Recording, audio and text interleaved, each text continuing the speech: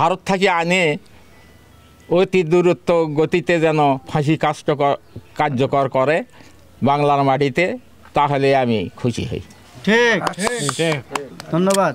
চাচা, এখন ধরেন ভারত থেকে কবে আসবে না আসবে, এখন সরকারের কাছে কি আপনার দাবিটা কি? হ্যাঁ, সরকারের কাছে দাবি ভারত থেকে নিয়ে আসার জন্য, নিয়ে এসে যেন ফাঁসি কার্যকর করে আমার জীবন দশায় আমি যেন দেখতে পাই। ঠিক।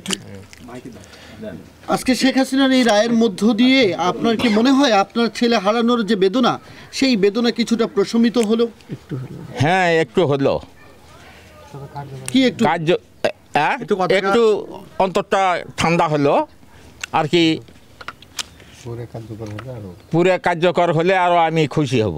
আমার ছেলেকে তো আমরা আর পাবা লই, আর ঘুরি পাবা লই, কার্যকারী জানি হয়, এটা আমার চাওয়া। ফাঁসির রায়টা যেন কার্যকারী হয়। আর কি চান?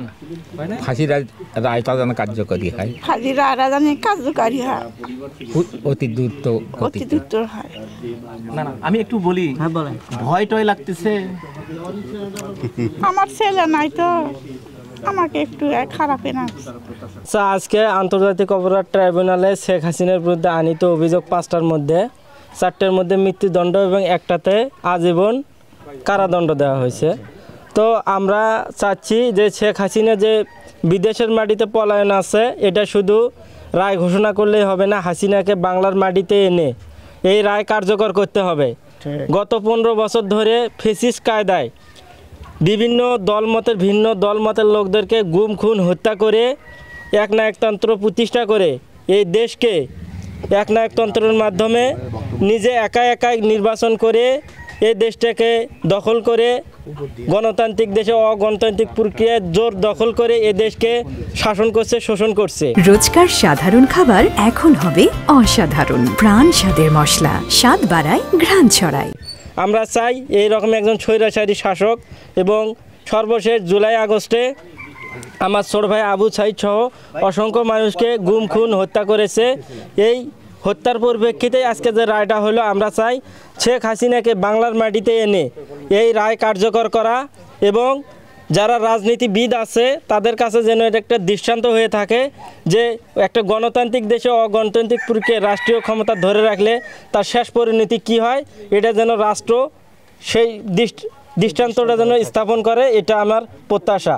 এবং শহীদ ফ্যামিলির, আবু সাইদের শহীদ ফ্যামিলি হিসেবে, ভাই হিসেবে আমার একটা প্রত্যাশা যে আমরা যেন এই রায়টা আমরা যেন দ্রুত সময়ে দেখতে পাই। তাহলে আমরা আমাদের ভাই হারাইছে, আমরা তো ভাইকে ফিরে পাবো না, কিন্তু আমরা যেন সচক্ষে আমাদের ভাইদের খুনিদের যেন বিচারটা দেখে যাইতে পারি। ফিরিয়ে আনার ক্ষেত্রে সরকার কতটা আন্তরিক বলে মনে হয়? আসলে আমাদের তো প্রতিবেশী দেশ ভারতে অবস্থান করতেছে, বেশি দূরে নাই।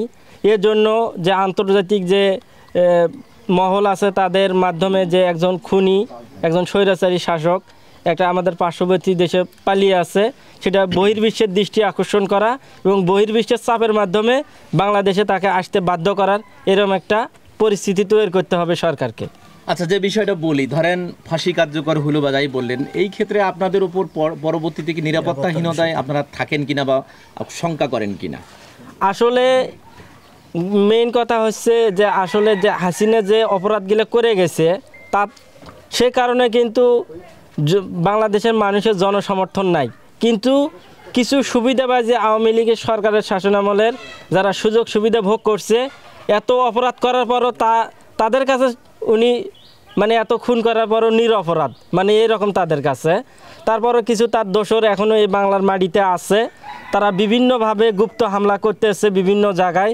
জুলাই যোদ্ধা, জুলাই শহীদ পরিবার এবং জুলাইয়ে যারা অগ্র ভূমিকা পালন করছে তাদের ওপর আমরা চাই শহীদ ফ্যামিলি সহ জুলাই যোদ্ধা এবং যারা জুলাইয়ে বিপ্লবে অংশগ্রহণ করছে তাদের জন্য পূর্ণ নিরাপত্তা এই রাষ্ট্র নিশ্চিত করে।